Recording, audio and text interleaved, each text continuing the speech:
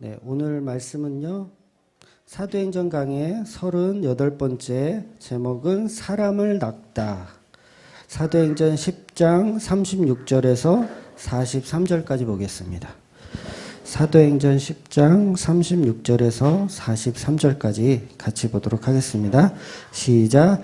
만유의 주 대신 예수 그리스도로 말미암아 화평의 복음을 전하사 이스라엘 자손들에게 보내신 말씀 곧 요한이 그 세례를 반포한 후에 갈릴리에서 시작하여 온 유대에 두루 전파된 그것을 너희도 알거니와 하나님이 나사렛 예수에게 성령과 능력을 기름 붓듯 하셨음에 그가 두루 다니시며 선한 일을 행하시고 마귀에게 눌린 모든 사람을 고치셨으니 이는 하나님이 함께 하셨음이라. 우리는 유대인의 땅과 예루살렘에서 그가 행하신 모든 일의 증인이라.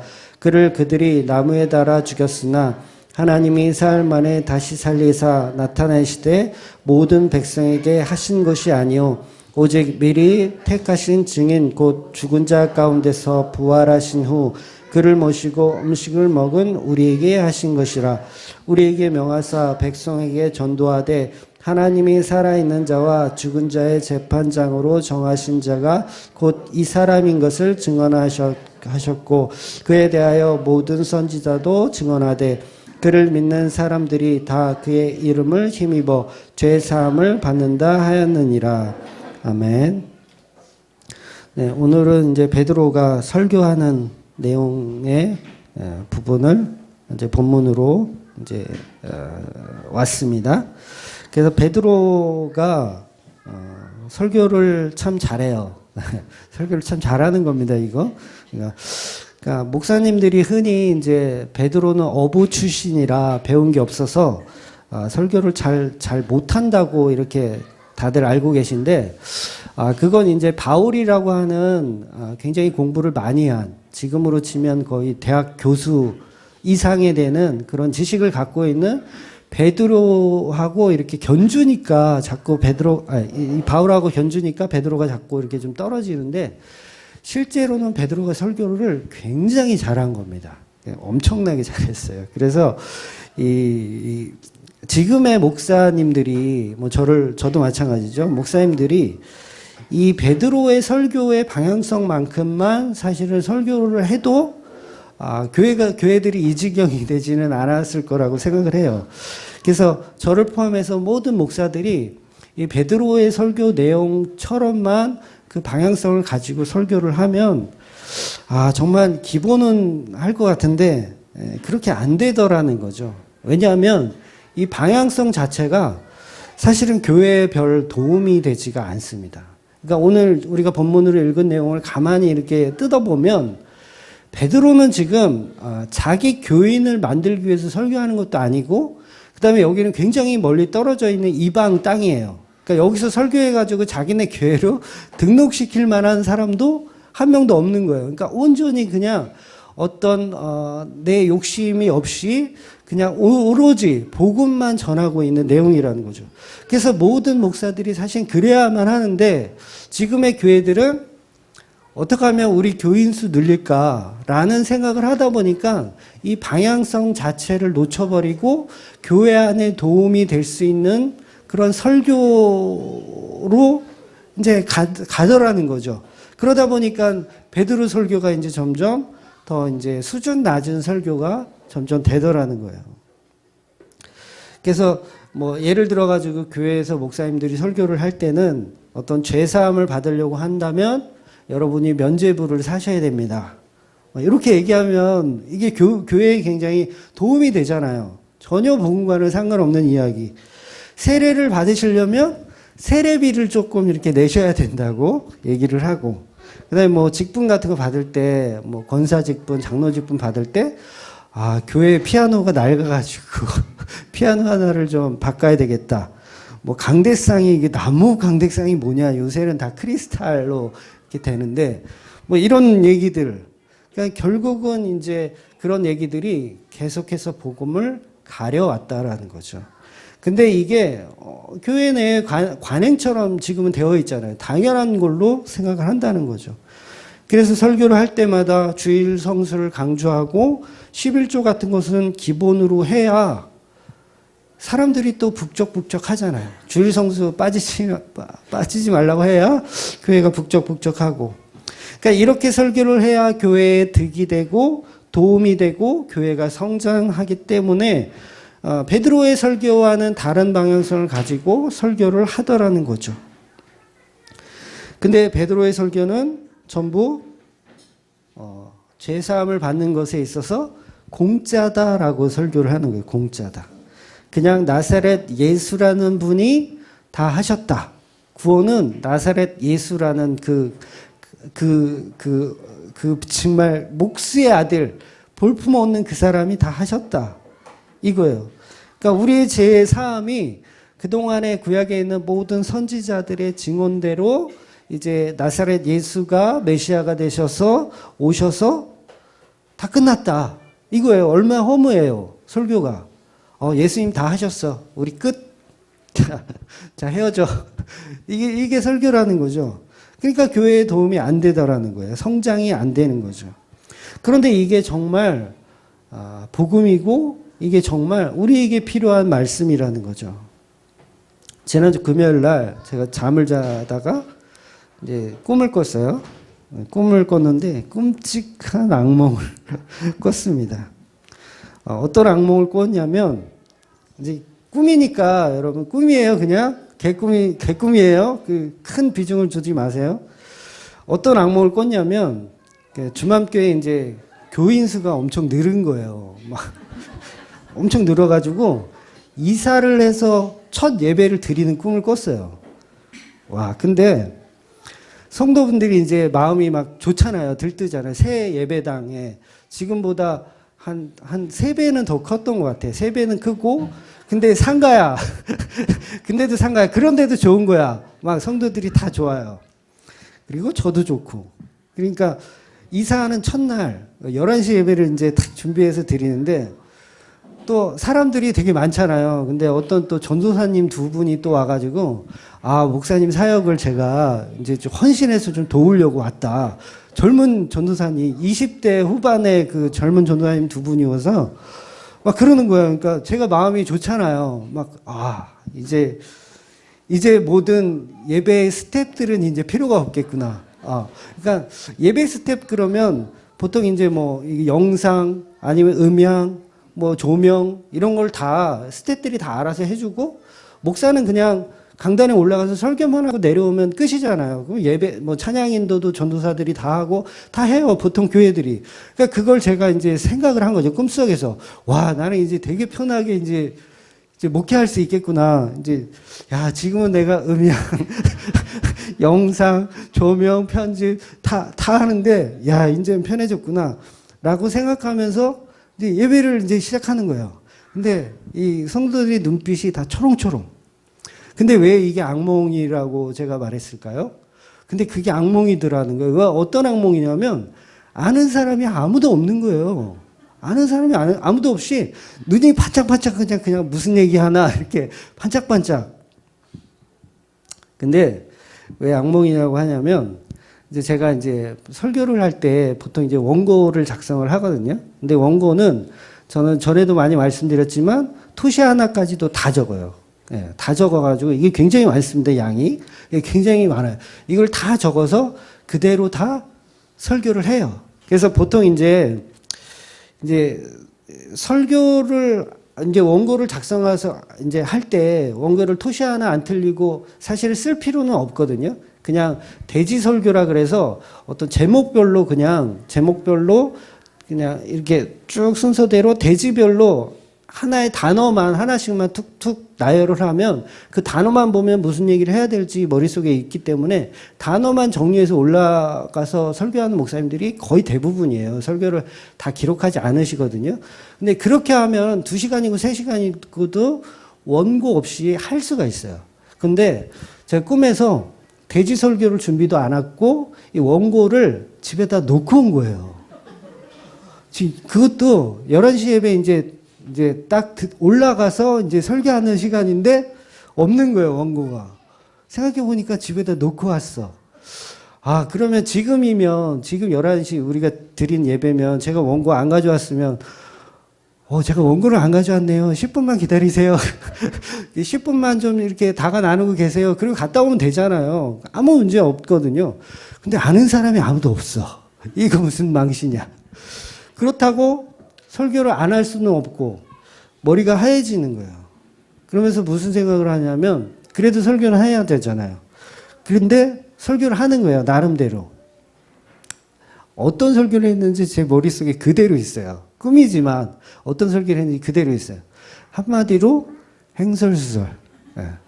행설수설. 이건 무슨 전후 문맥 뭐 이거 없이 그냥 생각내는 대로 막 짓거리더라는 거야. 그러면서 와 이건 악몽이다. 그러면서 꿈에서 깼어요.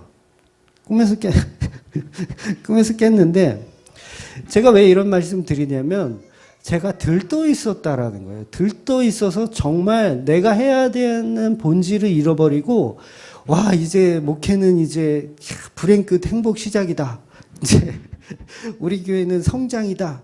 막 이런 식으로 생각하다 보니까 결국은 본질적인 거를 놓치더라는 거죠.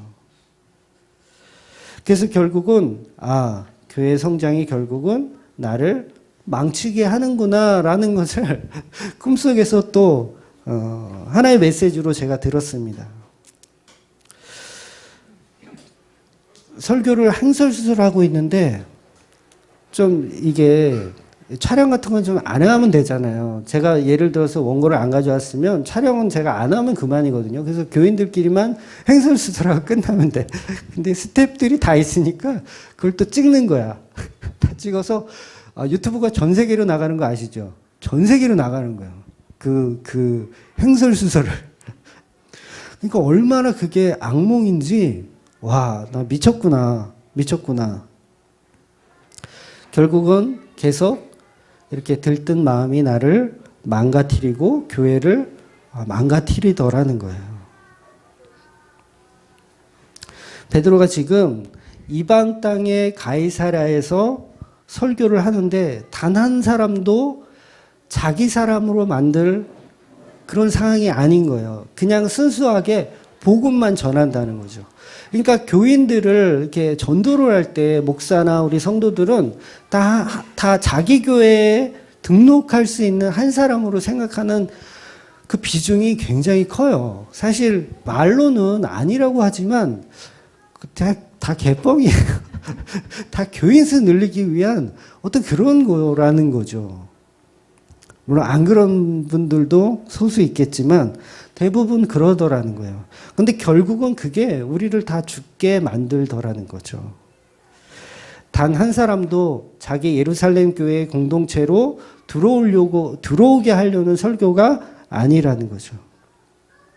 그래서 보통의 교회들도 전도를 할 때 전부 자기 교인 수 늘리기를 위한 방법으로 가면 결국 그거는 교회를 망치는 지름길이라는 겁니다.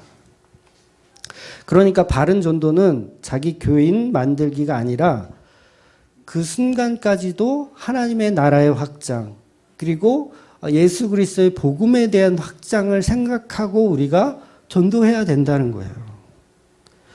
제가 학창 시절부터 이렇게 좀 철학적 어떤 좌우명이 있었어요. 제가 한번 얘기한 것 같은데 오늘 제목으로 그걸 정하려다가 이제 오해가 있을 것 같아서 사람을 낙다로 이제 바꿨는데 그 좌우명이 뭐냐면 실력이 곧 기회다예요. 실력이 곧 기회다.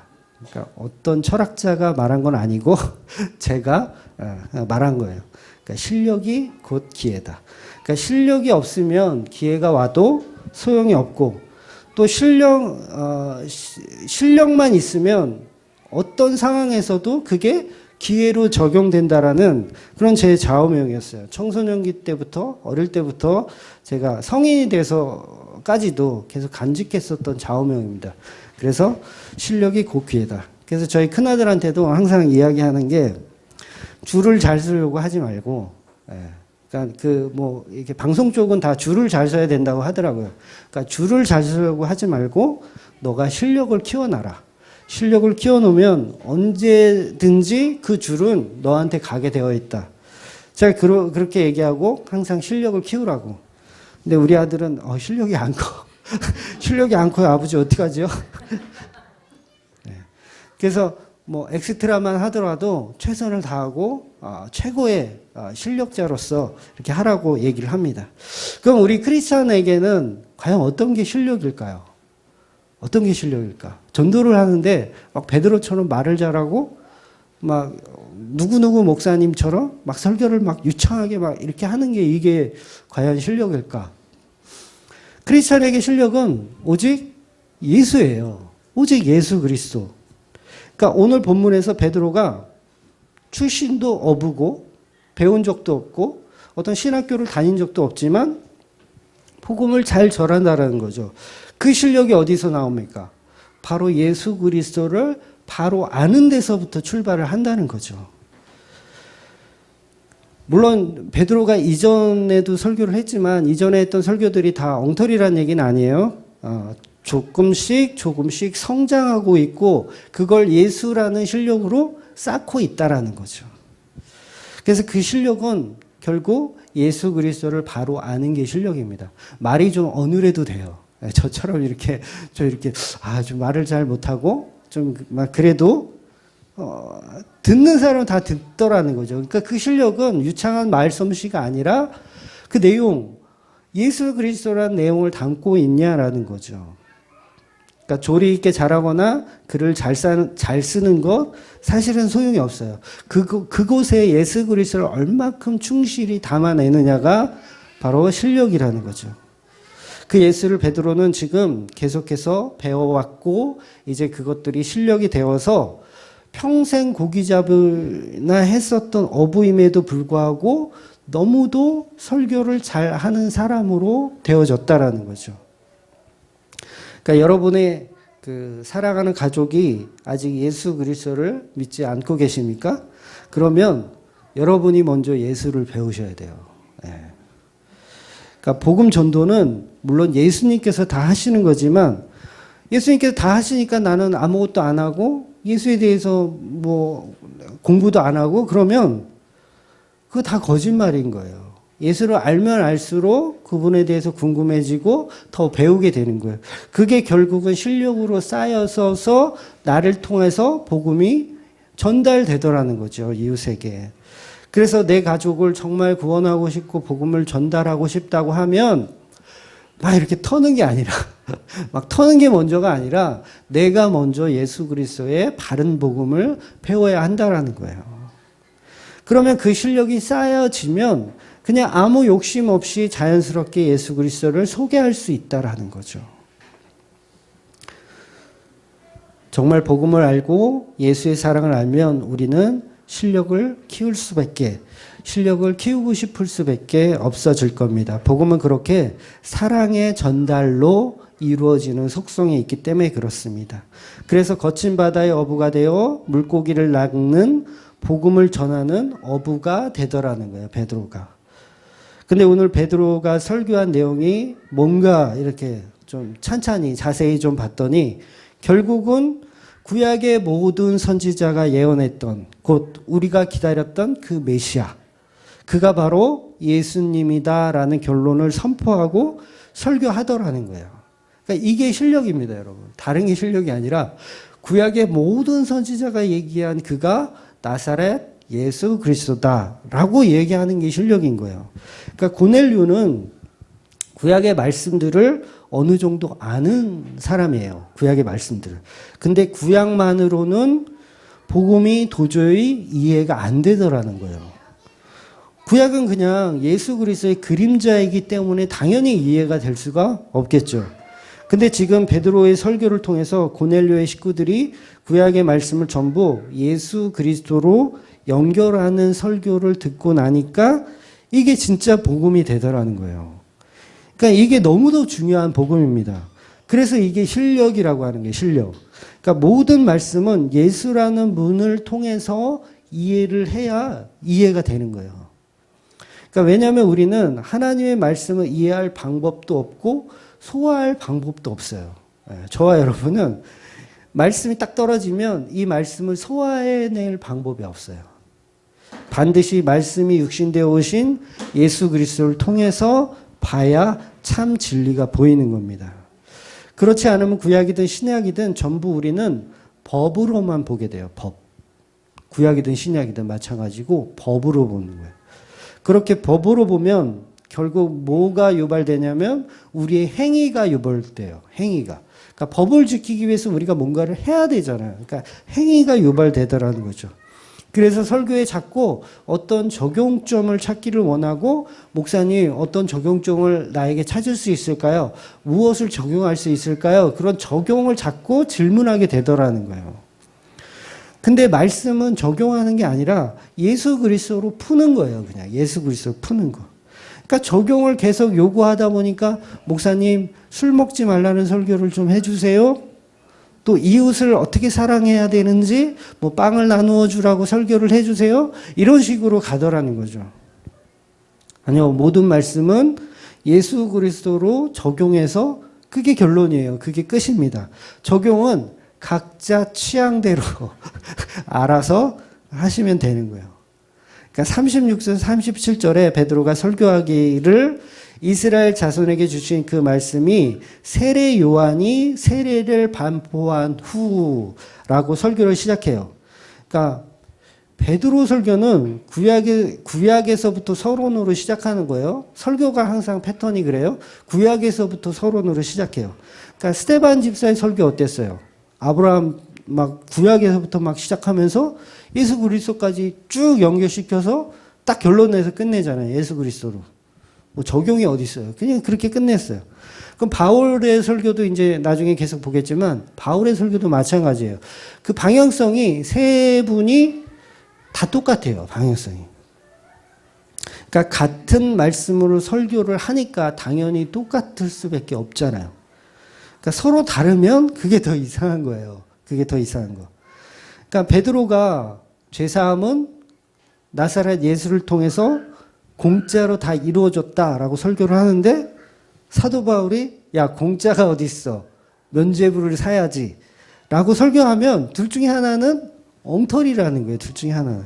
그러니까 같은 방향성을 가지고 설교하는 게 당연한 거라는 거죠. 그래서 베드로의 설교나 스데반의 설교나 바울의 설교나 그 방향성이 다 똑같은 거예요. 다 똑같은 거.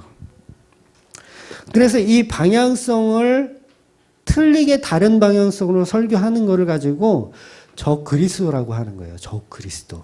네. 그러니까 적그리스도가 뭐 특별한 게 아니에요. 무슨 공동체에서 무슨 누가 왕이 나오고 뭐 이런 게 적그리스도가 아니라 대적하는 말, 복음의 방향성과 다르게 대적하는 말. 그러니까 안내 표지판이 있어요. 주맘교회 가는 길 표지판이 딱 있는데 이거를 거꾸로 돌려놓는 거야. 이게 뭐예요? 이게 대적하는 말이라는 거예요. 그래서 베드로한테 예수님이 십자가 지지 말라고 하니까 야 사탄아 물러가라 이렇게 얘기하잖아요. 그게 뭐예요? 대적하는 말을 하지 마라. 그 얘기예요. 대적하는 말을 하지 마라. 그러니까 대적하는 말, 그 방향성과 다른 얘기를 하는 거는 전부 귀신 들린 거예요. 그게 사실은 귀신 들린 거. 그러니까 가룟 유다가 왜 배신했어요? 사단이 들어가서 배신한 거잖아요. 귀신 들린 거예요, 그게. 그러니까 막 이렇게 막 우리가 막 귀신 들렸다 그러면 막 거품 물고 막 이런 게 귀신 들린 게 아니라 방향성을 가지고 내가 다른 소리를 하면 그게 귀신 들린 거예요. 사단의 영이 사로잡혀서 이야기하는 거죠. 그래서 마귀나 귀신, 적그리스도 특별한 게 아니고 진리를 추구하지 않으면 다 그건 사단 마귀인 거예요. 그러니까 우리가 헛소리를 하잖아요. 딴소리를 하잖아요. 그러면 내가 사단 마귀인 거예요. 그 순간에는. 그러니까 십자가의 구원을 말하지 않고 대적하면서 행위 구원을 얘기하면 그거 뭐예요? 그것도 귀신 들린 거죠. 그러니까 요즘 이단들이 다 성경 가지고 설교하잖아요. 성경 가지고. 그러니까 똑같은 본문으로 설교를 하는데 왜 진리와 다른 소리를 하죠? 이단들이. 그러니까 원래는 같은 방향성으로 설교해야 되는 게 맞는데 다른 방향성을 가지고 설교하더라는 거예요. 이단들이. 왜 지금 목사들은 같은 본문으로 서로 방향성이 다를까? 그러니까 죄 짓지 말라라는 설교, 그 다음에 착하게 살라라는 설교, 이웃을 사랑하라는 설교, 이것으로 결론을 내더라는 거예요.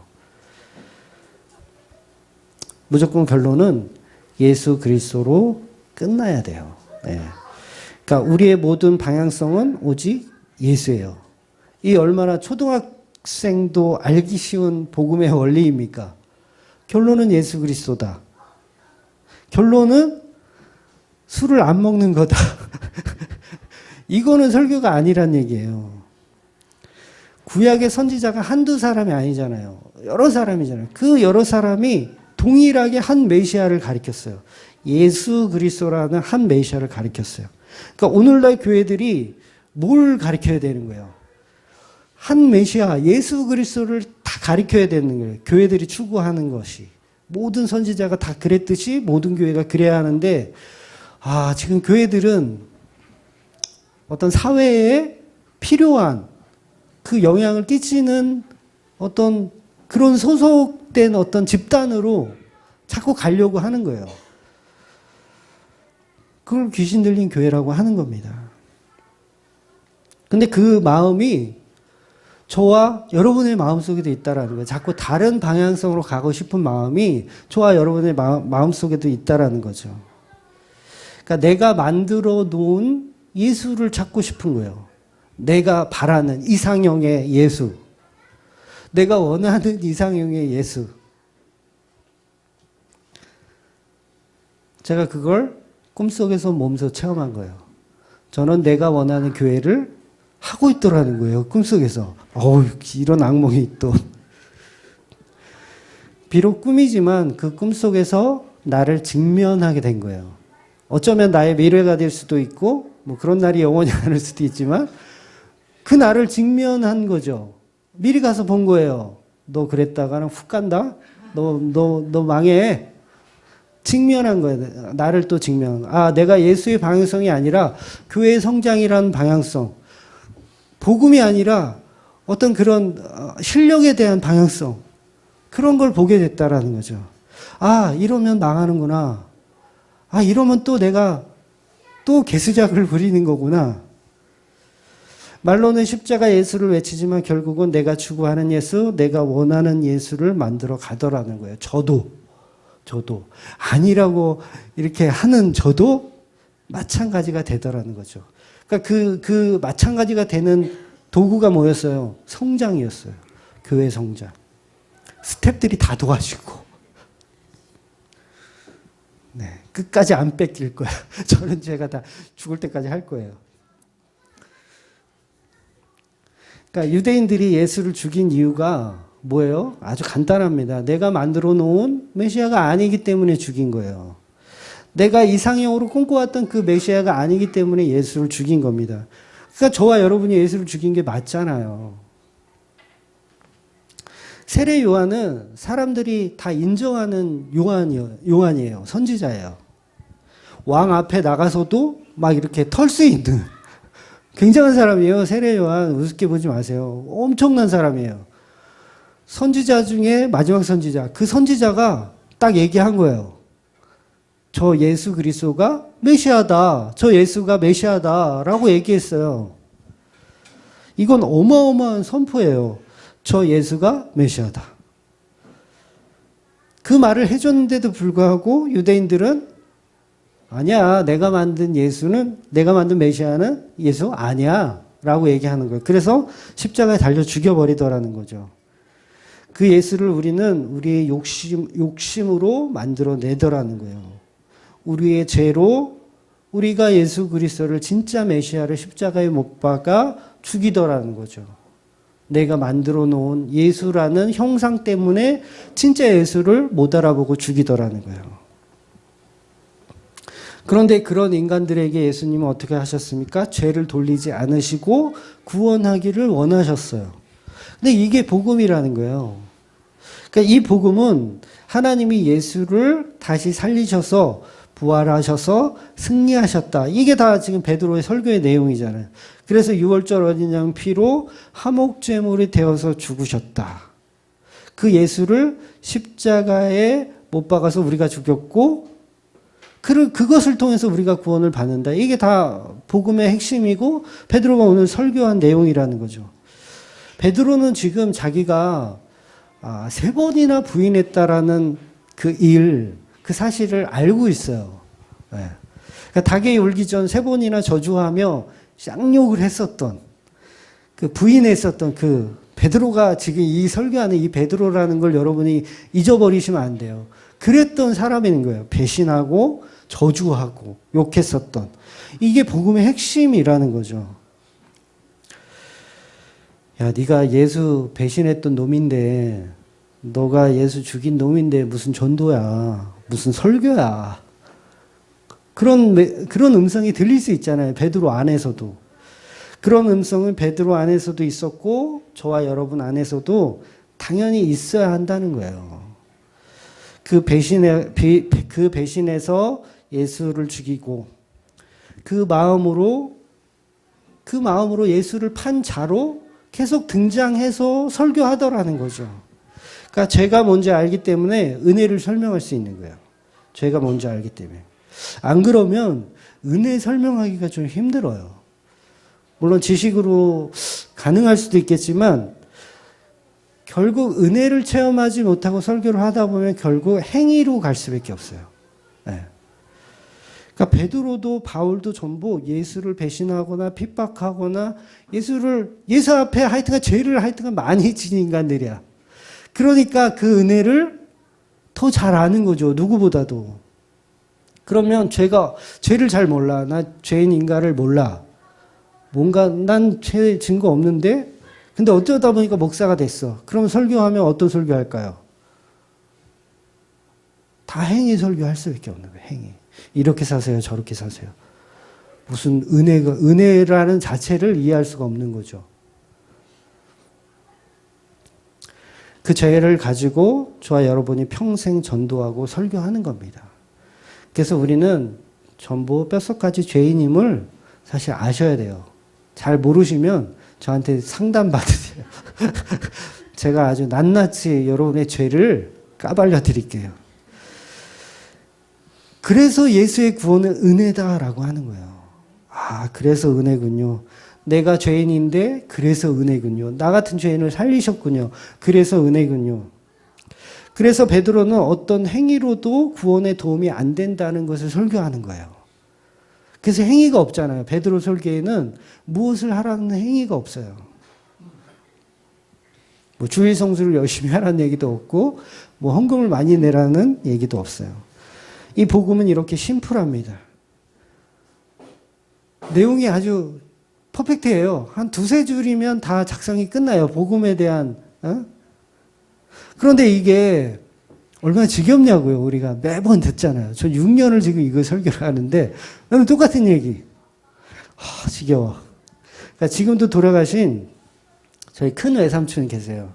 한 10몇 년 전에, 꽤 오래전에 돌아가셨는데 그분이 술을 그렇게 좋아하셨네요. 술을. 그래서 명절이나 아니면 할아버지 할머니 모시고 살아가지고 외할머니 외할아버지 모시고 살아가지고 생일이나 아니면 명절 때 항상 갔어요. 가면 단 한 번도 맨정신으로 있는 모습을 본 적이 없어요. 근데 우리 삼촌이 이제 주사가 있으셨는데 어떤 주사가 있었냐면 술만 이렇게 드시면 취하시면 우리 사촌, 우리 형제들이 있어요. 나이 비슷한 우리 형제들이 있어. 그때 이제 어리죠. 초등학생이었을 때인데 어린데 술을 드시면 이제 저하고 이제 우리 사촌, 저하고 비슷한 나이 또래가 있어요. 둘을 항상 앉혀놔요. 야, 앉아봐. 너희들은 형제야. 누가 괴롭히면 너 주먹 줘봐. 꽉 줘. 주먹 줘. 누가 괴롭히면 너희가 서로 지켜줘야 돼. 너희들은 의리야. 알겠어 모르겠어. 야야 앉아봐.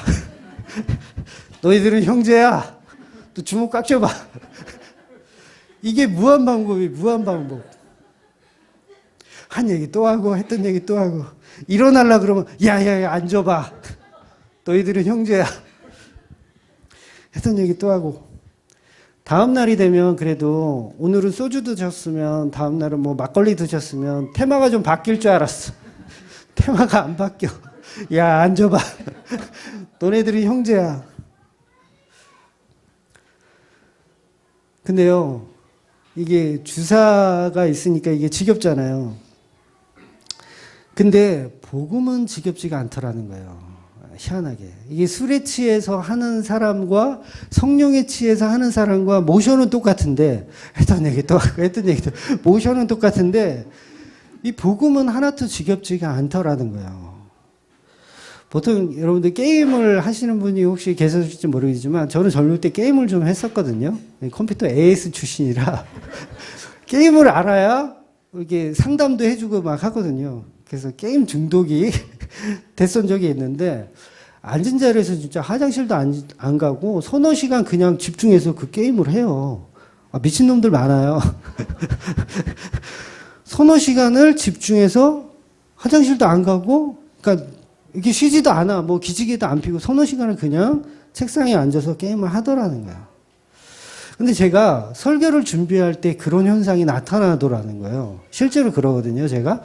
그러니까 설교를 준비하다 보면 한 30분이나 했나 싶은데 벌써 서너 시간이 그냥 훅딱 가버리더라는 거예요. 그러니까 이게 뭐예요? 이게 이미 취해 있는 거죠. 취해 있는 거. 근데도 이게 왜 할 수 있냐면 게임이라는 게 그렇잖아요. 맨날 스타크래프트 아세요? 게임이 항상 똑같아. 맨날 4대4, 뭐 3대3 이렇게 뭐 맵도 뭐 항상 하는 맵만 해요. 맨날 지겹게 똑같은 것을 하는데 할 때마다 지겹지가 않아. 또 하고 싶어져. 그런 마음이 있어요. 게임을 해보신 분만 알아요. 똑같은 것 또 하는데 지겹지가 않아. 한 달, 두 달 가도 지겹지가 않는 거예요. 그러니까 이런 게 사실 중독이죠. 중독인데 복음도 그렇다라는 거예요. 하나도 지겹지도 않고 하나도 이거 했던 얘기 또 하고 했던 얘기 또 하는데도 불구하고 그것이 늘 새롭더라는 거죠. 늘 새롭더라는 거. 그래서 우리 삼촌은 소주는 진로를 마시면서 늘 처음처럼 시작하는 마음으로 주사를 하시더라는 거예요. 그러니까 이 땅에서 전부 썩어 없어질 세상이기 때문에 복음 말고는 할 이야기가 없더라는 거죠. 우리가 그렇게 뭐 할 말이 이렇게 많습니까? 복음 말고는 할 말이 없더라는 거예요. 그래서 구약과 신약을 연결하는 것이 진짜 복음입니다. 그러니까 뭘로 연결한다고요? 예수 그리스도의 십자가. 예수가 곧 그리스도다. 메시아다. 예수가 주인이시다. 예수가 주시다. 그러니까 그가 십자가의 피로 화목제물이 되어 죽으셨다. 이게 복음이에요. 이거 그냥 계속 듣는 거예요. 평생에 듣던 말씀 또 들려주시오. 또 들려주시오 하는 거예요. 그럼 저는 또 들려주는 거예요. 또 했던 얘기 또 하고 했던 얘기 또 하고. 그러니까 신구약을 떼어놓고도 아무리 설명해도 우리는 고정관념이 있기 때문에 예수로 연결시키지 못하면 못 알아듣습니다. 그러니까 유대인들, 이방인들, 어떤 샤머니즘에 사로잡혀 있는 한국 사람들, 저와 여러분 절대 신구약 떼어놓으면 복음을 이해 못해요. 그 두 가지를 다 예수 그리스도로 연결시켜서 이해해야 복음이 들려요. 그래서 구약을 보면, 구약만 보면 우리는 전부 율법으로 봐요. 율법. 이거 해야 되고 저거 해야 되고 다 율법으로. 그 신약을 보면 새로운 율법으로 봐.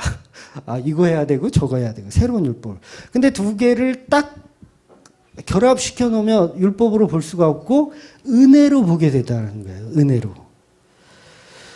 그러니까 이게 합쳐지질 못하니까 신약 따로 구약 따로 보게 되니까 전부 율법으로 윤리로 보다 보니까 어떤 도덕적인 것, 그다음에 성화주의적인 것, 어떻게 하면 착하게 사나, 어떻게 하면 거룩하게 사나, 이런 성화주의적으로 결론을 내게 되고 행위를 추구하다 보니까 차등 상급을 적용하고 싶어지는 거죠.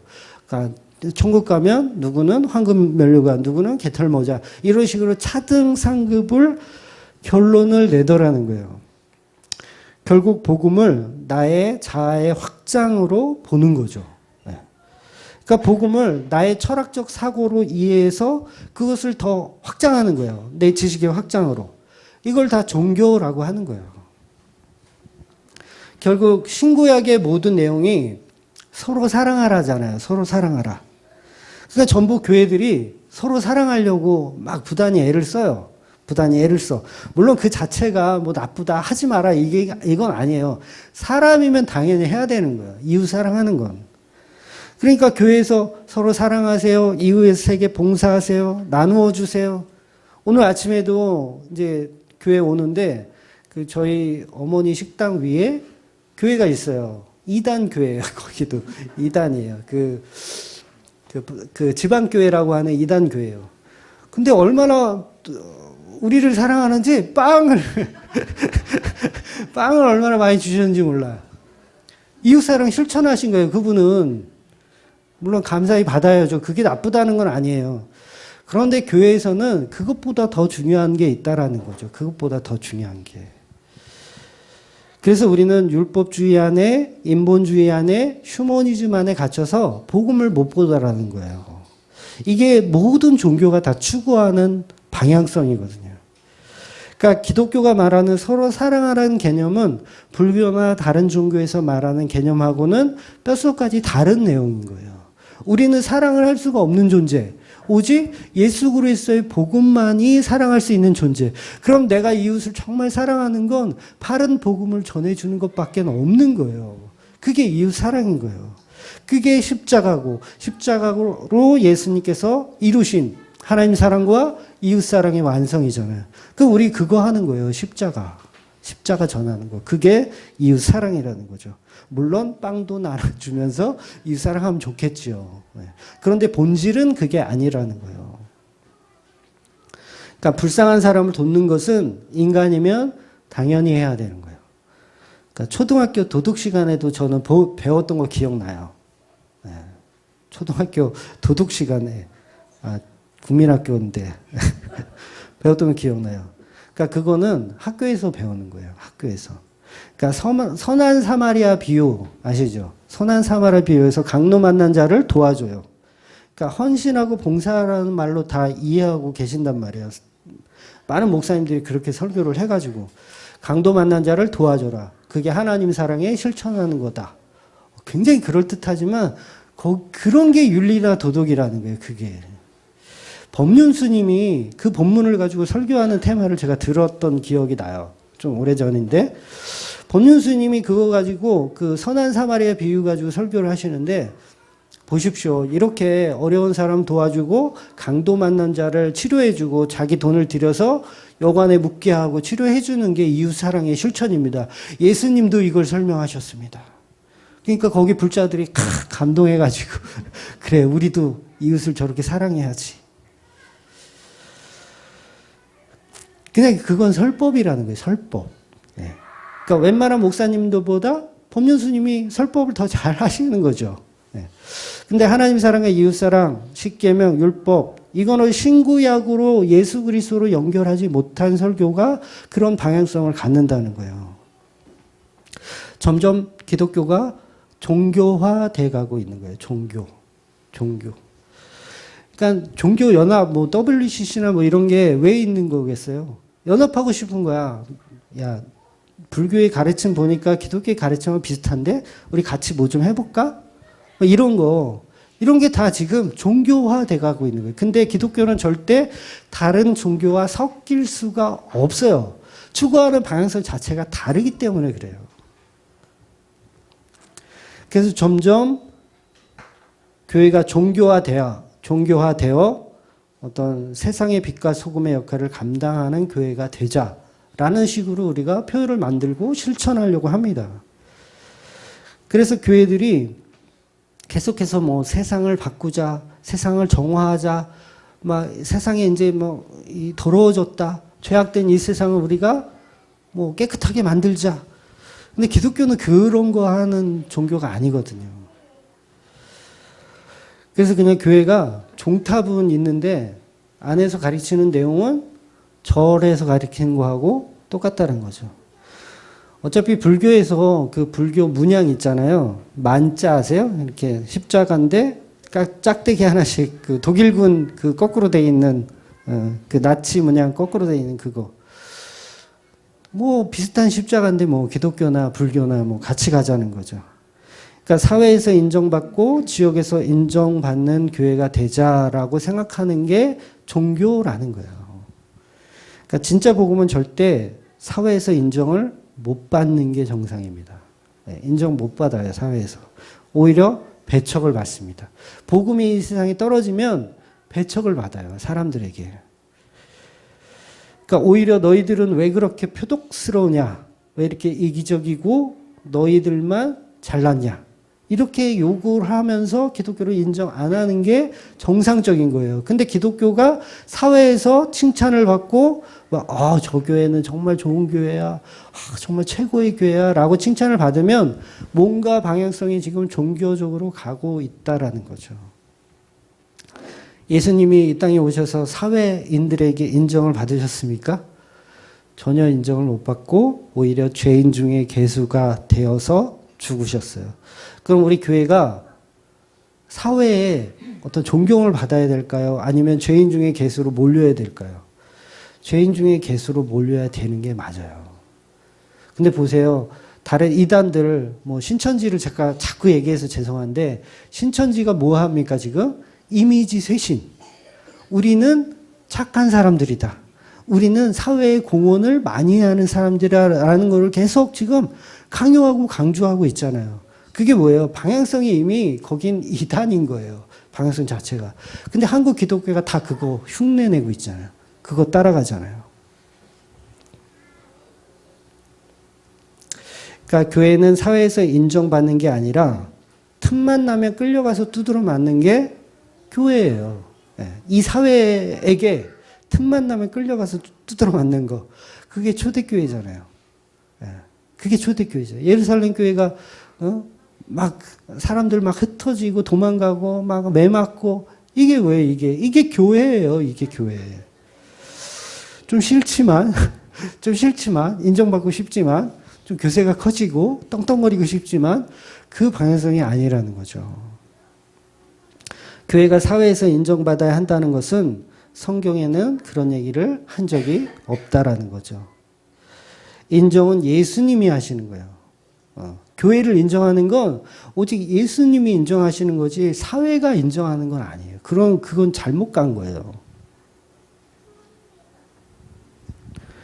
저보고 어떤 분이 이제 정치에 관심 없는 무관심한 비겁한 목사라고 욕을 하시는 분이 있었는데, 어이없어.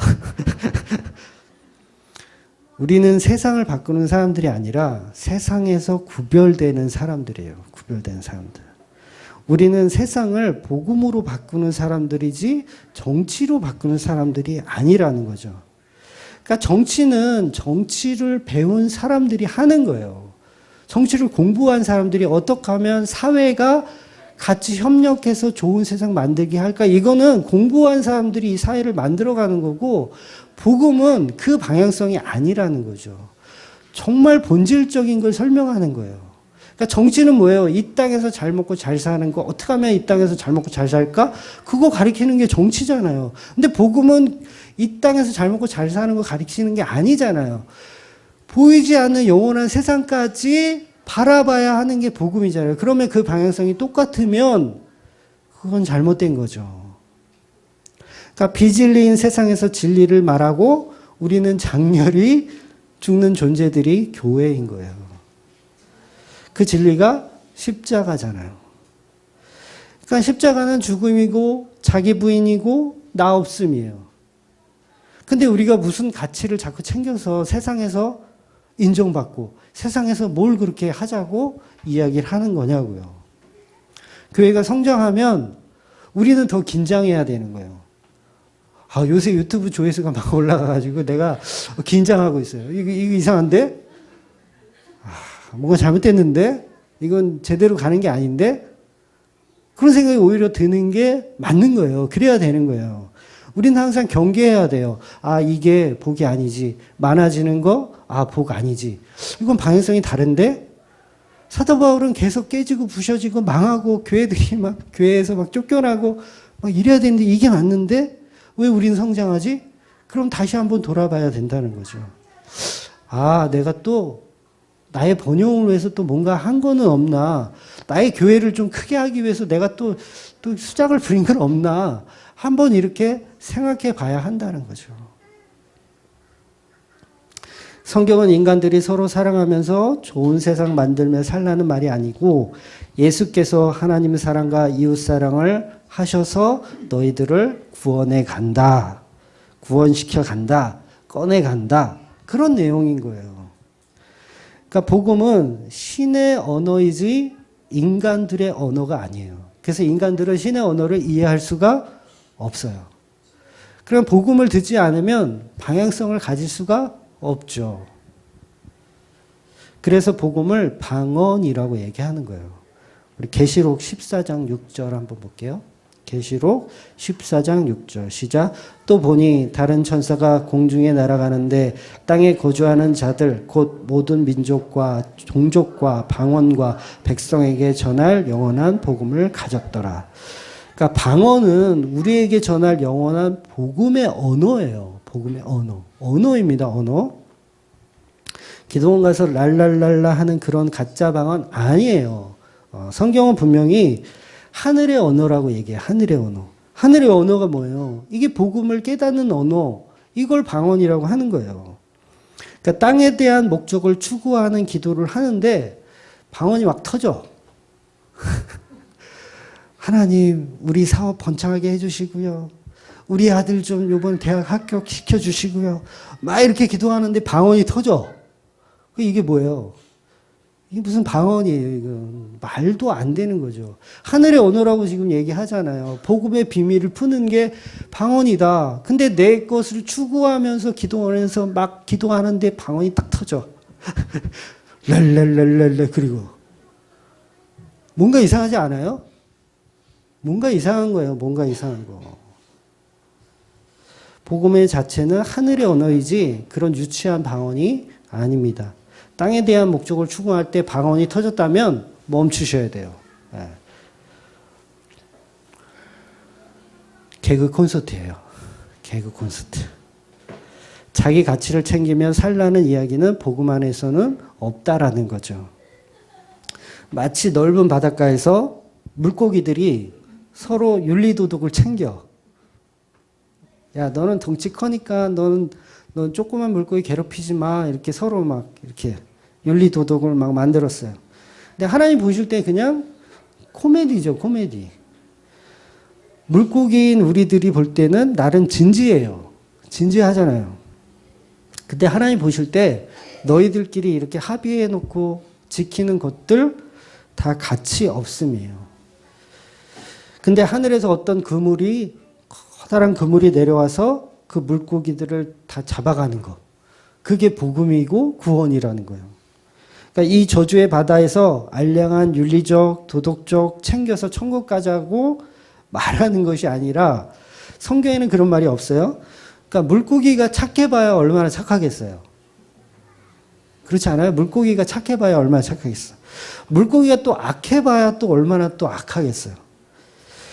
그러니까 복음은 이 저주의 바다에서 멋진 물고기, 뭐 잘생긴 물고기, 뭐 돈 많은 물고기 이런 걸 구별해서 가져가는 게 아니라 그냥 하나님이 선택한 그물 안으로 그냥 물고기들을 잡아가시는 개념인 거예요.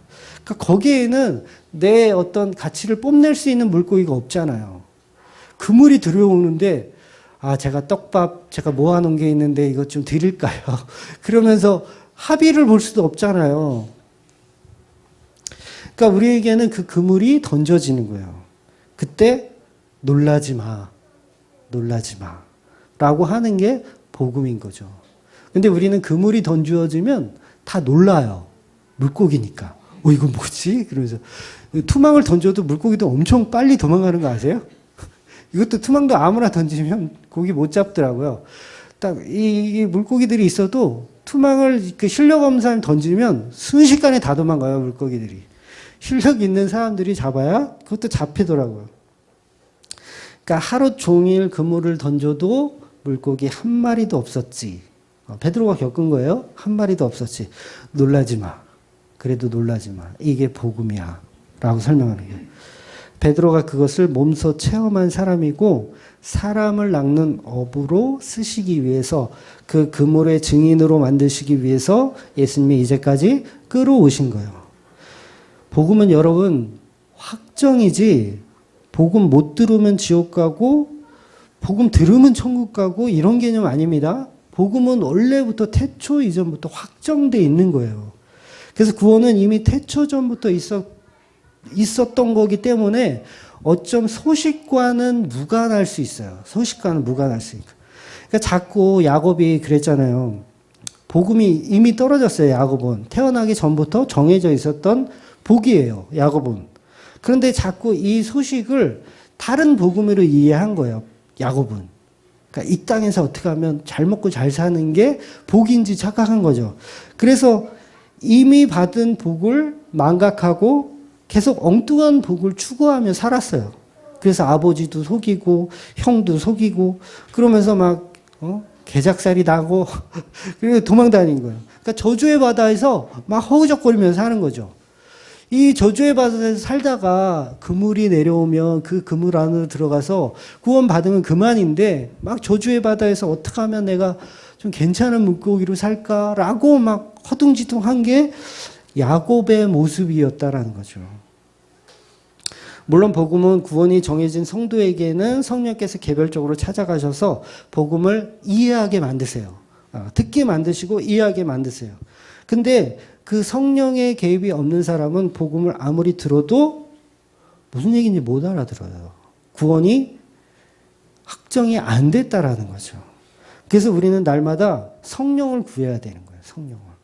성령을. 그러니까 내 안에 잡다한 것들을 멈추고 그냥 본질적인 복음을 듣게 하여 주시옵소서라고 기도를 해야 되는 거예요. 그러니까 가족 구원 위해서 여러분 기도하세요. 네, 기도하세요. 어떤 분들은 그것도 나의 어떤 욕심 아닙니까? 막 이렇게 얘기하시는 분들이 있는데 아닙니다. 가족 구원을 위해서는 기도하셔야 돼요. 괜찮습니다. 다른 거는 몰라도 성령이 하시는 일이기 때문에 성령님이 하시는 일이 뭐예요? 찾아다니면서 누구 구원할까 이렇게 보는 게 성령이 하시는 일이잖아요. 그러면 그 성령을 나에게 주시옵소서 우리 가족에 임하게 하여 주시옵소서라는 기도는 하셔야 되는 거예요. 물론 그런 기도를 했기 때문에 구원이 이루어졌다는 얘기는 아니에요. 구원은 이미 정해져 있는 것이지만 우리는 모르기 때문에 성령을 계속 간구하셔야 되는 거예요. 그래서 판단하시면 안 돼요. 여긴 틀렸어. 우리 마누라는 틀렸어. 뭐 이런 식으로 판단하시면 안 되고 계속해서 성령을 간구하셔야 돼요. 그리고 본인도 예수를 아는 실력을 계속 키우셔야 되고. 그래서 아이테오, 구하라, 두드리라, 찾으라 이게 뭐예요? 성령이에요. 성령만 우리가 구해야 되는 거예요. 밥 달라고는 안 해도 되고 밥 달라는 기도는 안 해도 되고 성령을 구하는 기도는 하셔야 되는 거예요. 그러니까 구원은 곧 오염되어 없어질 바다에서 건짐을 받는 그물인 거예요. 그러니까 그 그물을 우리가 구하고 찾고 두드리는 거죠. 그러니까 갑자기 찾아온 그물에 여러분 놀라지 마셔야 합니다. 그 그물이 지금 복음입니다. 제가 예를 들어서 예수님이 하신 예화를 예를 들어 설명하는 거예요. 그 그물은 복음입니다. 그 그물이 내려와서 우리를 다 죽이는 것처럼 보여요. 여러분 복음 들으면 막 기뻐하고 막 이런 사람도 있겠지만 복음 들으면 나를 죽이는 거예요. 와 이제 내 인생은 끝났네. 와 나의 자아는 이제 묵사발 됐네. 와 나는 십자가에 죽는 티끌이네. 이렇게 복음 들으면 내가 죽는 거예요. 그때 뭐예요 이게? 놀라지 마 이거예요. 놀라지 마. 두려워하지 마. 잘 견뎌 이거예요. 복음이 들어와서 우리를 죽이는데 잘 견디라는 거예요. 이 바다, 저주의 바다에 사는 거 힘들지? 그러는 거예요. 그물이 내려와서 저주의 바다에 힘들지? 저는 왜 이렇게 몸도 아프고 사업도 안 되고 수능도 망치고 저는 왜 이렇게 재수가 없나요? 요즘 그 인기 있는 드라마 중에 그 동백꽃 필 무렵 아세요? 동백꽃 필 무렵? 집사람이 좋아해가지고 저도 봤는데 보통 드라마 그러면 다 재벌집 이야기가 대부분이잖아요. 무슨 뭐 그 남자 주인공도 뭐 재벌 뭐 본부장 뭐 이런 재벌집만 나오다가 이 동백꽃 필메로 드라마는 굉장히 서민들의 이야기를 다루었더라고요. 그래서 아주 극히 평범한 사람들. 그러니까 드라마 속에 나오는 동백이도 미혼모 가정. 그 다음에 그 친구 향미도 한부모 가정 출신. 그리고 어릴 때 둘 다 왕따. 부모 없이 컸다는 왕따. 그리고 용식이, 남자 주인공 용식이도 한부모 가정. 그 다음에 거기 이제 살인자가 있어요. 까불이라고 하는 살인자도 한부모 가정. 주인공인들이 다 결손 가정이야. 그래서 어쩌면 더 이게 더 이슈가 된 것 같아요. 제 느낌에는. 그러니까 아주 평범한 일상들을 그냥 다루었던. 근데 복음은 이런 거라는 거죠. 복음은 결손 가정 같은 그곳에 떨어지는 음성. 이게 복음이라는 거예요. 그러니까 힘들게 우리가 하루하루를 살아요. 마치 결손 가정에서 사는 것처럼, 한부모 가정에서 사는 것처럼 그렇게 힘들게 살아요. 그런데 복음이 떨어지는 거예요. 놀라지 마, 두려워 마. 그러니까 여기 이 세상이 마치 저주의 바다처럼 보이지, 이 세상이 힘든 것처럼 보이지, 그런데 놀라지 마, 이게 복음이야 라고 설명하는 거예요. 저주의 바다는 그 그물이 들어오는 예수라는 그 그물이 온다는 전조 증상 같은 거예요. 베드로가 어부잖아요. 어부. 예수님이 베드로를 명령하신 게 뭐예요? 사람을 낚는 어부가 되게 하리라 그러셨어요. 그 베드로가 그 일을 지금 이루고 있는 거예요. 이루고 있는 거. 그러니까 예수님이 2000년 전에 오셨을 때 이제 초림으로 오셨잖아요. 이제 구원과 심판 중에서 어떤 색깔이 더 짙죠? 구원과 심판 중에서 구원의 개념이 더 색깔이 짙어요. 근데 앞으로 재림하실 예수는 심판의 개념이 색깔이 더 짙습니다. 그러니까 예수님이 하늘 보좌를 버리고 이 땅에 오신 이유가 구원과 심판 두 가지예요. 그리고 그게 이제 초림과 재림인데, 근데 구원과 심판 두 가지라는 말은 한 사람에게 구원과 심판이 동시에 일어난다는 말이 아니라 각각 어떤 사람에게는 구원이, 또 어떤 사람에게는 심판과 저주가 일어난다는 거예요. 그러니까 한 사람에게 죄와 벌이 다 있는 게 아니라는 거죠. 양과 염소가 갈리듯 갈리는 거예요. 그러니까 천국에는 이제 징벌도 없고 차등 상급도 없어요. 천국에는. 그러니까 천국에 징벌 있고 차등 상급이 있으면 과연 몇 대를 맞아야 그게 징벌이고, 그 다음에 얼마나 또 이 부귀를 누려야 그게 또 상급이 지나는 거죠. 차라리 그냥 물 끓이는 게 낫지. 물 끓인다는 표현이 뭔지 아세요? 지옥이라는 의미예요. 그냥 물 끓이는 게 낫지. 거기서도 또 뭔가를 자꾸 또 이렇게 막 차등을 만들고 징벌이 있으면 그건 천국이 아니라는 거죠. 천국은 새로운 피조물, 새 나라, 새 땅. 이런 개념인 거예요. 재창조되는 개념. 그러니까 이 땅에서 결산해서 가져갈 수 있는 것은 없다는 거죠. 천국에는. 천국에 갈 때는 우리의 의도, 죄도 다 놓고 가는 거예요. 못 가져가요. 여러분 죄를 가져가려고 하지 마세요. 못 가져가세요. 그러니까 자꾸 천국을 인간 쪽에서 뭘 해놓아야 하는 것으로 생각하니까 이게 안 풀리는 거예요. 그러니까 천국 갈 때는 오직 예수 그리스도의 옷을 입고 신분이 세탁되어서 재창조되어서 가는 거예요. 그러니까 죄인 이해원으로는 못 가요. 그러니까 예수님의 친구, 예수님의 종, 예수 그리스도의 신부로 신분이 세탁돼서 가는 거지, 재창조돼서 가는 거지, 이 땅에서 있는 업적을 가지고 가서 거기서 결산하는 거 아닙니다. 자꾸 결산한대. 결산하는 거 아니에요. 그거는 다른 종교에 있는 거예요. 다른 종교. 그러니까 옥황상제 앞에 가서 결산하잖아요. 너가 그동안 무슨 죄를 졌고 무슨 죄를 졌고 그거 다 결산하잖아요. 기독교는 결산 안 해요.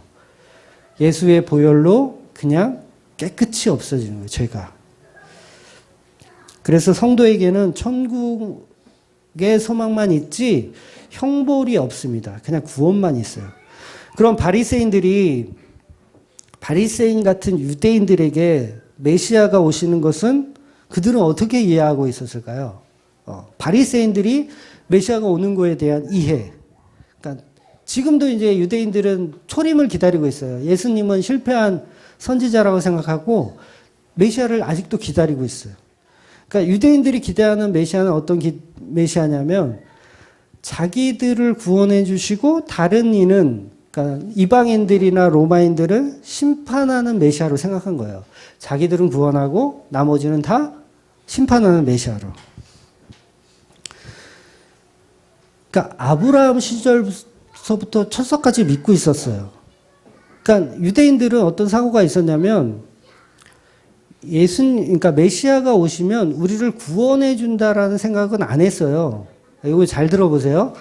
메시아가 오시면 우리를 구원한다라고 생각한 게 아니라 그들은 이미 구원을 받았다라고 생각하는 사람들이에요. 그러니까 바리새인들은 이미 아브라함 때서부터 우리를 선택한 백성, 그러니까 메시아가 오셔서 우리를 구원하는 개념이 아니라 우린 이미 구원되어져 있는 거고 메시아가 오셔서 이 세상을 심판한다라는 개념을 갖고 있었던 거예요.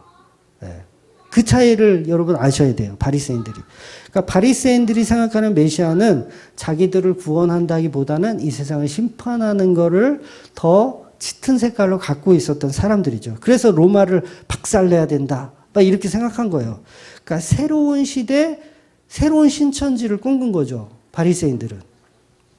그러니까 구약에 갇혀있던 바리새인들, 세례 요한과 제자들까지도 이 범주 안에 다 들어가 있었어요. 이 범주 안에.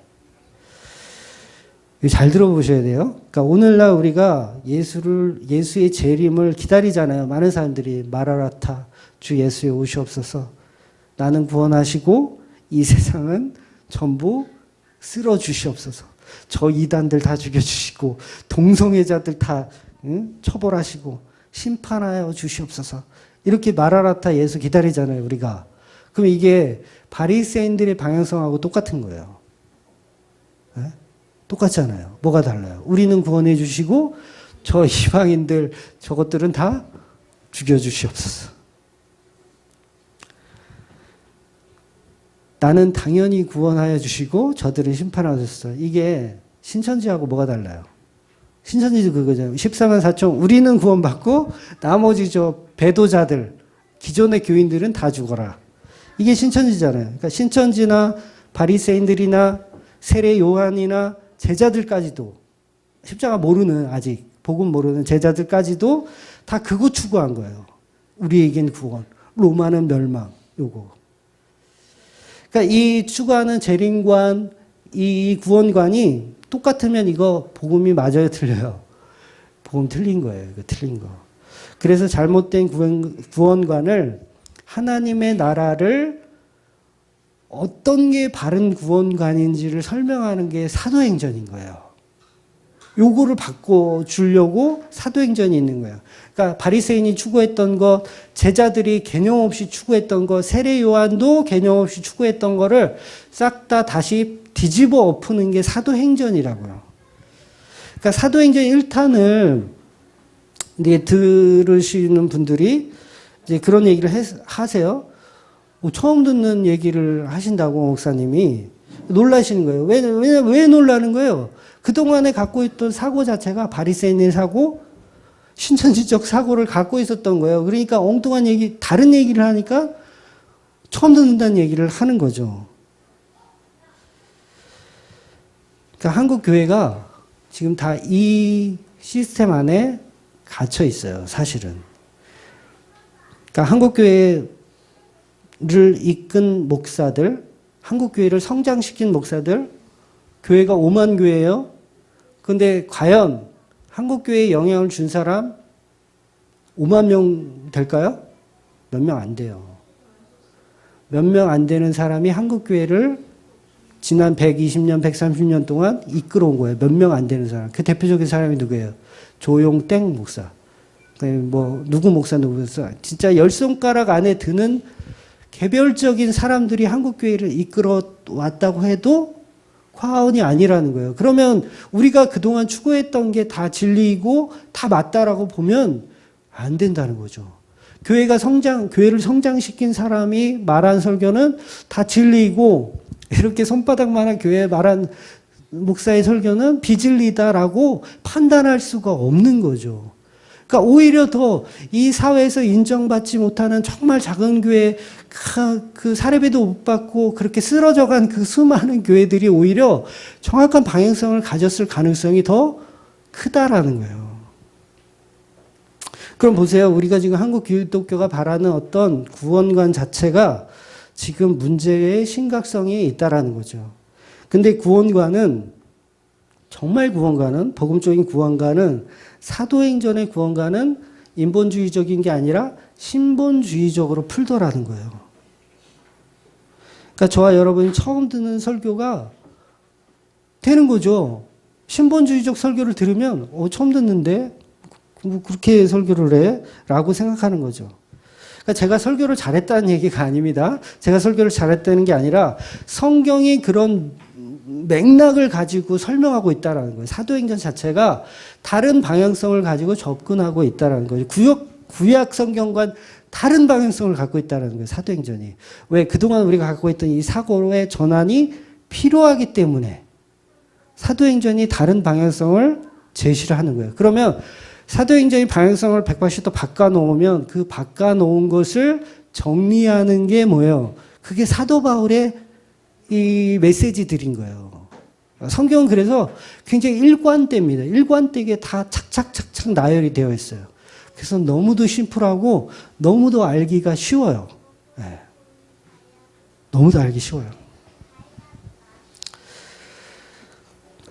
그래서 제가 성경을 자꾸 확인하라고 말씀드리는 거예요. 제가 설교를 이렇게 하고도 제 설교가 맞는지 틀린지 성경을 통해서 확인하시라고 얘기를 드리는 거예요. 우리는 이렇게 인본주의적인 관념에서 벗어나기가 힘들어요.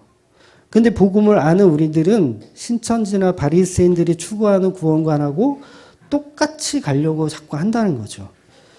왜? 그게 돈이 되거든요. 그게 우리 사회에 번영이 되고 우리 교회에 도움이 되거든요. 그러다 보니까 자꾸 그 방향성으로 가는 거예요. 근데 오히려 그것은 죄라고 성경이 얘기하고 있는 거예요. 반대로 가야죠. 우리는 구원받을 자격도 가치도 없는 놈들입니다. 그러니까 스데반처럼 죽어가면서까지 뭐예요? 내 죄를 저들에게 돌리지 마옵소서 라고 죽잖아요. 스데반이. 죽는 순간까지. 예수님도 죽는 순간까지 저들이 알지 못함이니다 라고 얘기하고 돌아가시잖아요. 근데 우리는 마라나타를 기다리면서 이방인들 다 조져 주시옵소서 이러고 있으면은 어떤 방향성인 거예요? 도대체 그 방향성은 유대인들의 방향성이잖아요. 그게 바리새인들의 방향성. 그러니까 이건 성도가 아니라는 거죠. 성도가 아니라는 거죠. 우리는 아직도 신본주의 모르는 거예요. 여전히 인본주의에 갇혀 있어서 신본주의 못 보는 거예요. 전부 우리는 나는 구원해 주시고 저들은 심판해 주시옵소서. 다 엉터리예요. 다 엉터리. 그래서 무슨 휴거니 뭐 7년 대환란이니 666이니 이딴 거는 그냥 복음 흐리는 것들이에요. 복음 흐리는 것들. 아직 복음이 뭔지 정말 1도 모르는 사람들이 하는 얘기예요. 그 율법에 갇혀서 바리새인의 시각 때문에 성경을 여전히 못 푸는 겁니다. 그래서 동성애자 같은 죄인들을 불로 심판하라고 맨날 기도하는 거예요. 그러면서 이 땅을 회복하여 주시옵소서. 이 땅은요, 우리가 회복해서 쓰는 것이 아니라 잠시 거쳐가는 것이에요. 거쳐가는 거. 이 땅에 회복 없어요, 여러분. 네. 그러니까 부흥 그러면 이 땅 새롭게 하소서, 이 땅 고쳐 주시옵소서. 이 땅 고쳐서 뭐 어떻게 하려고?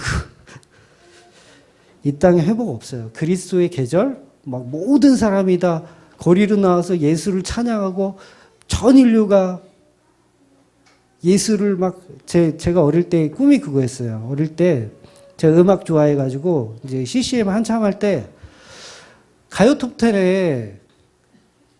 가요톱10에 복음 찬송이 막 순위에 오르는 거야. 막 예수님 찬양, 예수님 찬양. 이게 요번 순위 1위는 뭐 이혜원의 뭐 예수님 찬양. 와! 얼마나 멋있어요. 저 어릴 때 그거 꿈꿨어요. 저는 그게 맞는 줄 알았어요. 그거 끔찍한 거예요. 끔찍한 거, 여러분. 우리는 세상에서 변화되어서 이 세상의 주인으로 사는 그런 사람들이 아니라는 거죠. 이 땅에 그리스도의 계절은 안 와야 정상이에요. 오지 않아야 정상이에요.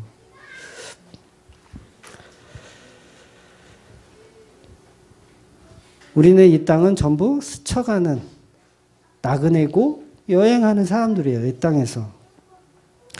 14만 4천이 흰옷 입은 수많은 무리들이 이 땅에서 이렇게 하는 게 아니에요. 네.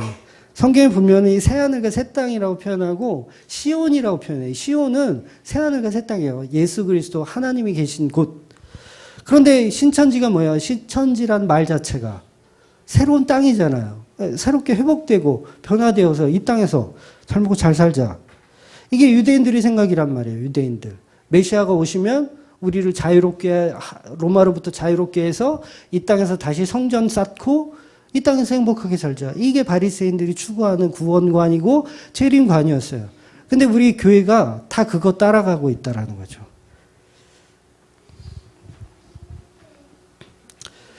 그래서 우리는 그 길에서, 이 세상은 그냥 길입니다. 우리가 지나가는 길이고 이 길에다가 정성을 쏟을 필요가 없는 거죠. 그러면 우리가 천국을 소망하는 사람이 아닌 거예요. 그러니까 이 땅에서 조금 어렵게 산다고 해서 실망할 것도 없고, 이 땅에서 조금 내가 좀 잘 된다고 해서 교만할 것도 없고, 진짜 성도는 다시 오시는 그 예수 그리스도 앞에 그냥 납작 엎드려서 저는 구원받을 가치도 없습니다. 나를 떠나소서. 이런 말을 하는 사람들이 진짜라는 거죠. 세상 사람들을 향하여 애통하는 마음을 가져야 되는 게 그게 진짜예요. 이 세상에 예수의 복음으로 전하지 못한 제가 죄인입니다. 조금만 더 참고 기다려 주십시오라고 하는 게 진짜예요. 어떤 분이 그러더라고요. 전쟁이나 나서 싹 다 죽었으면 좋겠다. 어떻게 그렇게 끔찍한 소리를 할 수가 있죠? 그것도 목사가. 연쇄살인범하고 뭐가 달라요, 그러면? 생각하는 수준이 딱 고급 수준인 거예요. 바리새인들의 수준, 신천지인들 수준인 거예요. 예수 안 믿는 거죠. 그러니까 저와 여러분이 복음 안다고 복음 모르는 사람들, 에이, 심판받아라. 다 죽어라. 나중에 너네들 따릉을 치고 후회할 거다. 라는 식으로 보는 건 여전히 바리새인인 거예요. 여전히 바리새인. 아직 복음이 하나님 것이 아니고 나에게 사유화된 잘못된 복음관으로 갖고 있는 거죠. 그러니까 우리가 잘 아는 누가복음 18장에 세리의 기도 있잖아요. 그 두 사람이 성전에 올라가서 기도하는데 한 사람은 바리새인이고 한 사람은 세리예요. 근데 제가 시간이 없으니까 제가 빠르게만 읽어드릴게요. 18장 11절인데 이제 바리새인이 가서 기도합니다. 바리새인은 서서 따로 기도하여 이르되 하나님이여 나는 다른 사람들을 곧 토색, 불의, 간음을 하는 자들과 같지 아니하고 이 세리와 같지 아니함을 감사하나이다. 나는 일회에 2번씩 금식하고 또 소득의 11조를 드리나이다 하고. 자, 그랬죠? 바리새인은 이렇게 기도했어요. 세리는 이렇게 기도합니다. 세리는 멀리 서서 감히 눈을 들어 하늘을 쳐다보지도 못하고 다만 가슴을 치며 이르되 하나님이여 불쌍히 여기소서 나는 죄인이로소이다 하였느니라. 그러니까 세리는 이렇게 기도한 거예요. 나는 죄인입니다. 얼굴도 못 쳐들고. 그리고 바리새인은 떳떳해요. 나는 이것도 했고 저것도 했으니까 나는 잘했죠? 이러는 거예요. 근데 한국 교회가 지금 어느 방향성에 있냐는 거죠. 어느 방향성. 그러니까 예수님 분명히 세리의 기도를 더 높여주셨잖아요. 세리의 기도를. 그러니까 세리의 모습이 진짜 복음하는 자의 모습이라는 거죠. 그러니까 잘났다고 우리가 잘났다고 우리는 구원받았다고 너희들은 다 지옥이라고 얘기할 수가 없는 거예요. 자기 예수 잘 믿는다고 이방인들 협박하고 그러는 게 전도 아닙니다. 자기가 지식 좀 안다고 해서 그 지식을 막 자랑하면서 나의 가치를 챙기려고 하는 것도 복음 아니에요. 그러니까 긍휼한 마음이 없으면 전도도 하지 마세요. 아예 전도도 하지 마. 긍휼한 마음이 없으면 없는데 내가 막 복음에 대해서 막 말하면 그거 자랑이에요, 그냥. 내 자랑이에요, 내 자랑. 차라리 전도하지 말고 그냥 기도만 하는 게 나아요. 기도만. 제가 청년 때 어떤 그 전도사님이 세미나 같은 데서 이제 얘기하시는데 초등학교 전도하는 법을 가르쳐 주세요. 뭐라 가르쳐 주냐면 초등학교 가서 애들, 뭐 초등학생 애들 불러놓고 너 교회 다니니? 안 다니는데요? 교회 안 다니면 지옥 간다? 엄청 뜨거워. 활활 타. 너 지옥 가고 싶어? 아니요. 그럼 교회 나와? 네. 전도한 거야. 이게 전도예요? 이게 협박이에요, 협박. 복음이 협박 아니고, 긍휼한 마음의 굿뉴스예요. 긍휼한 마음이었어. 이 세례 요한이 아직도 그 수준이었어요. 세례 요한도 제가 지금 까는 거예요. 세례 요한도 그 수준이었어요. 근데 세례 요한 안에서도 선민사상이 있었어요. 선민사상. 우리는 구원받고 너네들은 다 저주받는다. 그래서 세례 요한이 흔들린 적이 있어요. 흔들린 적이. 이게 구원관이 잘못되어 있기 때문에 흔들리는 거예요. 왜 흔들렸냐면 예수님께서 오셨는데 예수님께서 내가 생각했던 선민사상은 로마를 박살내고 정말 이 땅의 메시아로서의 모습을 하셔야 되는데 그거 안 하시고 맨날 여자들하고 다니고 창녀들하고 다니고 맨날 술 먹고 문둥병자들하고 어울리고 막 이러는 거예요. 그러니까 이 세례 요한이 생각하는 구원관하고 다르잖아요. 처음에는 세례 요한이 열심히 세례를 해요, 사람들한테. 근데 세례 요한이 세례를 막 이렇게 주다 보니까 메시아가 오셨는데 메시아가 오시면은 성령이 이제 임하셨잖아요. 근데 예수님한테 세례를 줄 때 임한 거예요. 야, 너였어? 내가 기다렸던 메시아가 너였어? 세례 요한이 사촌 형이잖아요. 사촌 형이, 야, 너였어? 뭐 긴가민가 했지만 성령이 일단 임하시니까 그러나 보다 했는데 하는 꼬라지를 보니까 아닌 거야. 메시아로서의 기능을 전혀 못해요. 그러니까 뭐예요? 복음이 아직 구약에 머물러 있었던 거죠. 구약에 머물러 있었던 거. 그래서 제자들 시켜서 찾아가게 하잖아요. 당신이 우리가 기다렸던 메시아가 맞습니까? 아니면 우리가 다른 메시아를 더 기다려야 합니까? 이렇게 흔들렸단 말이에요. 세례 요한이. 근데 물론 그거 가지고 이제 신천지에선 세례 요한이 배도했다라고 얘기하는데 배도한 게 아니라 아직 구약에 갇혀 있었던 거예요. 그래서 우리는 구약 안에서 머물러서는 안 되고 이제는 거기서 빠져나오셔야 돼요. 빠져나오셔서 진짜 복음이 뭔지를 우리가 들으셔야 하는 거예요. 그러니까 예수님의 구원의 방식이 세상을 정복하고 으리으리한 빌딩을 짓고 그런 성전을 건축하고 보라 하나님의 권위를 이렇게 높아지지 않냐. 얼마나 뽀대나지 않냐. 막 이러면 이거는 복음의 방향성과 다르게 간다는 거죠. 이 세상을 구원하고 심판하는 개념으로 생각하고 그냥 그렇게 예수를 믿으면 안 된다는 거예요. 근데 우리는 아직도 그 수준에 못 벗어나 있다라는 거죠. 예수님의 구원의 방식은 가장 낮은 자, 가장 죄인, 병든 자, 죄인들의 친구가 되시고 세상에서 저주받는 사람들을 찾아가셨어요. 그리고 예수님 자체도 이 세상에서 가장 저주스러운 십자가에 달려서 죽으시는 거예요. 그게 구원이더라는 거예요. 그럼 우리가 어떤 예수를 믿어야 하고 어떤 예수를 전해야 하냐고요. 오늘 베드로가 고넬료에서 복음을 전하는데 어떤 예수를 전합니까? 우리에게 돈을 많이 벌게 해주신 예수를 전하고 있나요? 아니면 백부장인 당신이 천부장이 될 수 있는 기회를 제공하고 있나요? 전혀 아니에요. 지난주 수능이 있었어요. 수능. 높은 점수를 허락하신 예수를 믿고 있습니까? 전혀 아니죠.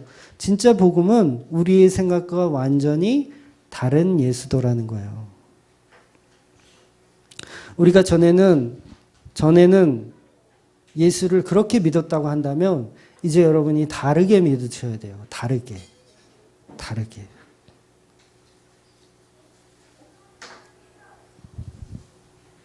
구약의 모든 선지자가 예언한 그 예수가 바로 죄사함을 주는 그리스도다라는 거예요. 겨우 나사렛 예수예요. 겨우 목수의 아들이고 겨우 30대 초반. 그 젊은 친구가 예수예요. 여러분 보잘것없는 예수예요. 근데 그 예수를 믿는 게 진짜 진리를 아는 거고 진짜 복음을 믿는 거라는 거예요. 저한테 그런 말씀을 해주시는 분들이 있어요. 목사님이 나이가 한 50대 중반이나 60대 이렇게 초반만 됐었어도 지금보다 복음의 영향력이 더 컸을 거라고 얘기하시는 분이 있더라고요. 그러니까 나이가 어리니까 무시하고 안 듣는 사람들도 분명히 있다라는 얘기를 하시더라고요. 그 얘기를 듣고 나서 저는 아니라고 생각했어요. 제가 젊으니까 지금 겁없이 이렇게 하는 거지, 저도 만약에 조금 늦게 복음을 알아서 예를 들어서 60대에서 바른 복음을 전하고 있다고 하면 저 역시도 저의 인격을 치장해서 또 내가 원하는 방식으로 또 복음을 풀었을 거라는 거죠. 그러니까 지금도 제가 뭐 완벽하게 잘하고 있다라는 건 아니지만 여전히 우리는 그 상황에서도 나를 먼저 생각하고 나를 치장하기에 급급하다는 거죠. 그래서 그냥 장렬히 젊은 나이에 장렬히 그냥 돌 맞고 쓰러지는 게 낫지. 하나님이 언제든지 멈추게 하시면 그냥 멈추면 되는 겁니다. 그래서 저는 만족하고 있어요. 지금의 나이에 만족하고, 옛날에는 제가 나이가 드는 게 좀 싫었어요. 벌써 30대고 벌써 40대고 싫었는데 요새는 나이가 먹는 게 별로 싫지 않더라고요. 어쩜 복음적인 이유인 것도 있는 것 같아요. 그래서 복음은 가장 저주스럽고 가장 무두장이 같은 이방인들에게 오더라는 거예요. 그래서 우리가 추구해야 할 방향성은 없음의 방향성, 낮아지는 방향성, 이 세상과 다른 개념의 방향성을 저와 여러분이 품고 그 예수님의 방향성만 보고 그 그물이 두려워질 때 두려워하지 말고, 이 저주의 바다 괜찮아 라고 생각하고 사시는 저와 여러분 되시기를 주의 이름으로 축원드립니다. 아멘. 기도하겠습니다.